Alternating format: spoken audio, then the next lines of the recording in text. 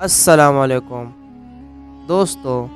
एक दफ़ा बादशाह अपने जवान बेटी की शादी को लेकर बहुत फ़िक्रमंद रहता था।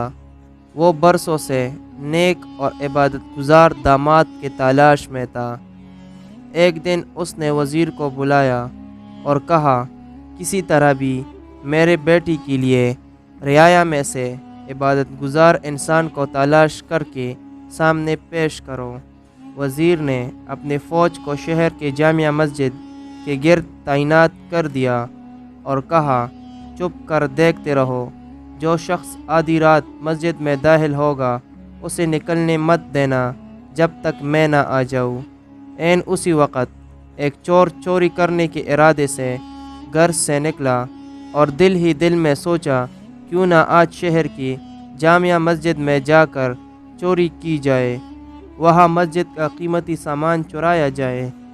चोर जैसी ही जामिया मस्जिद में दाखिल हुआ, मस्जिद की इंतज़ामिया ने चोर से बेखबर मस्जिद को बाहर से ताला लगाया और अपने घरों को चले गए।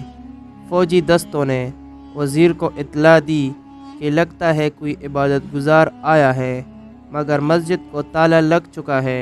अब सुबह की आज़ान पर ही मस्जिद खुलेगी तो पता चलेगा कौन है।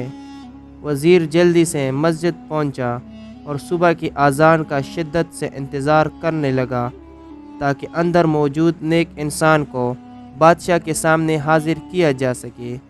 जैसे ही मस्जिद खुली, वज़ीर दस्ते समेत अंदर दाखिल हुआ। चोर ये देखकर घबराया कि आज तो पकड़ा गया और जल्दी से नमाज की नीयत कर ली।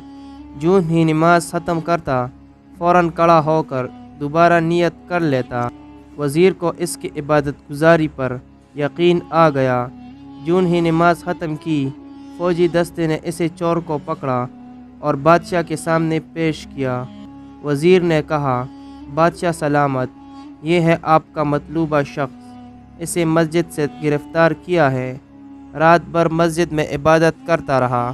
चोर की हालत गैर हो रही थी। बादशाह चोर से मुखातिब होकर कहने लगा, क्या ख्याल है अगर मैं अपनी बेटी की शादी तुम्हारे साथ करके तुम्हें अपने सल्तनत का वलीअहद मुकर्रर कर दूँ? क्या तुम्हें मंजूर है? चोर हक्का बक्का होकर देखने लगा। डरते डरते पूछा, आली जा, ये करम नवाजी किस खातिर? बादशाह ने कहा, तुम इबादत गुजार हो, रात भर मस्जिद में रहे, सुबह आज़ान होने पर बाहर आए। चोर दिल ही दिल में सोचने लगा, ए अल्लाह, मैं चोरी की नीयत से ही सही मगर तेरे घर गया, दिखलावे की नीयत से, लेकिन सही नमाज अदा की और बदले में तूने दुनिया मेरे कदमों में डाल दी। अगर मैं सचमुच इबादत गुजार होता और रातों को तहज्जुद पढ़ा करता तो फिर तेरा इनाम क्या होता?